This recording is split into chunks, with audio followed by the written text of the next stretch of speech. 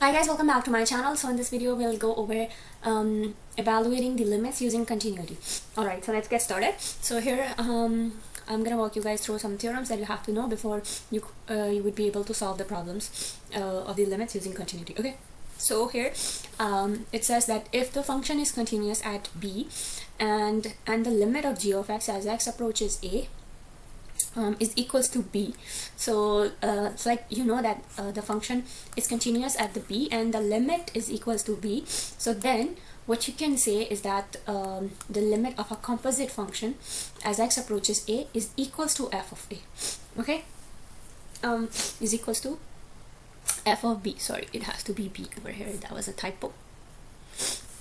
Okay, so by that what I mean is that so for example, you have the limit as x approaches a of this particular function, right? And this is a composite function. Okay, so you see this f and this g inside, right? Inside the function g. So what you have to do is basically put this limit inside. Okay, so if you go ahead and put this limit inside, so you have to check for g of x and check whether the limit exists for g of x or not. Okay, so if you know that the inside one, so like the inside limit, the inside function must exist. Okay, so if the limit of this inside function it exists and the outside function, the f, it is continuous, only then this whole function is continuous. Okay, so this is basically a theorem that if g is continuous at a and f is continuous at g of a, then the composite of f of g, or f inside g, is continuous at a. Okay, so in simple words you can say that a continuous function of a continuous function is a continuous function. Okay, so I think that was a lot of continuous, so you guys might be confused. So let's go ahead and do our problem, so it's gonna make more sense now.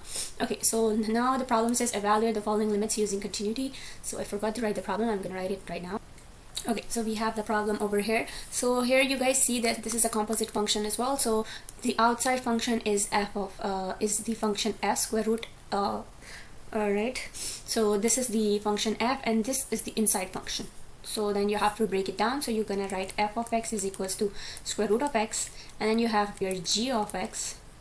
Your g of x is equals to 2x squared minus 1.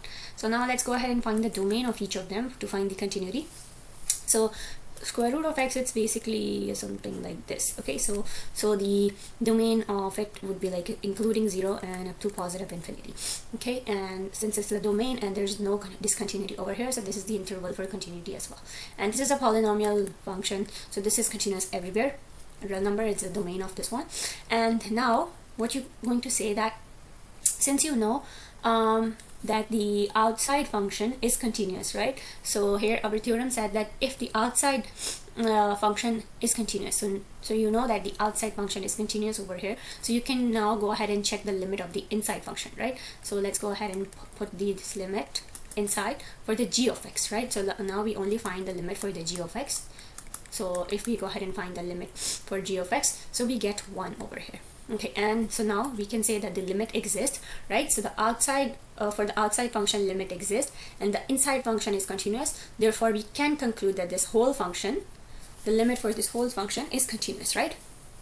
So now we simply have to write that since f of x is continuous at x equals to 1 and g of x and limit as x approaches negative 1 of g of x is continuous at x equals to negative 1. So the limit as x approaches negative 1 for f of g of x, which is this function that we had, is continuous, and if you evaluate the limit, x equals to 1. So that's it. Now let's move on to the second question. Okay, so we have this question over here. So now this is again f of g of x form, right? So here the outside function, the inside of the outside function that you have over here is cosine of x, right? So this is the outside function and this is what you have inside. So then you have your inside function as x minus 4 and you have x minus 2. And this you can see like right by looking at it, you can say that this is difference of square, because at this point we have done difference of square a lot of times, but if still you guys are not sure, so I can write it over here. So difference of square basically means when you have like a minus b, a plus b, so that is equals to a squared minus b squared. So here we are given something like a squared minus b squared, so if we go ahead and split this, so we should get a minus b, a plus b, so we're going to write x minus 2, x plus 2. Okay, so now we can go ahead and cancel out the like terms, so we're only left with x plus 2 over here. So, okay, so x plus 2. Okay, and we factored it, so it's easier for us to evaluate the limit, right? But first we have to check if before we can evaluate the limit, we have to check if the outside function is continuous or not. Cosine of x is continuous everywhere, right? The domain of it is real number. So this is continuous, so now we can go ahead and plug the limit in. So now let's go ahead and plug the limit inside of this function. So if we go ahead and put the limit inside, so we get, so this function that we had was x plus 2, and we get 4 as the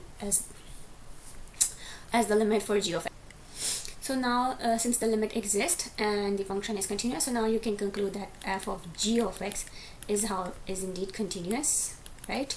And if you want, you can go ahead and plug this in and show that it is continuous. And because you can pretty much like say that since f of x is continuous everywhere and the limit of g of x exists, so I'm able to move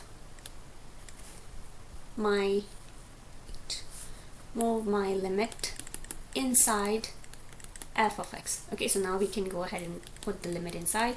So now this is cosine of x, and this limit that we have calculated here, it was equals to 4, right? So then we can go ahead and plug this in, cosine of 4, and if you go ahead and put your calculator in radians, so you should get basically negative 0.654, and this is the answer if you are looking for the limit itself. And here, just like aside, if they're also asking you to find the limit of find the continuous interval for g of x as well, so here what you basically have to do is, since it's you cannot divide here, if you put like 2 here, so you get 0, right?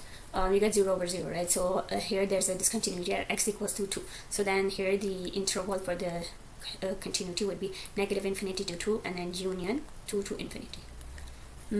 Okay, so that was it for today's video, and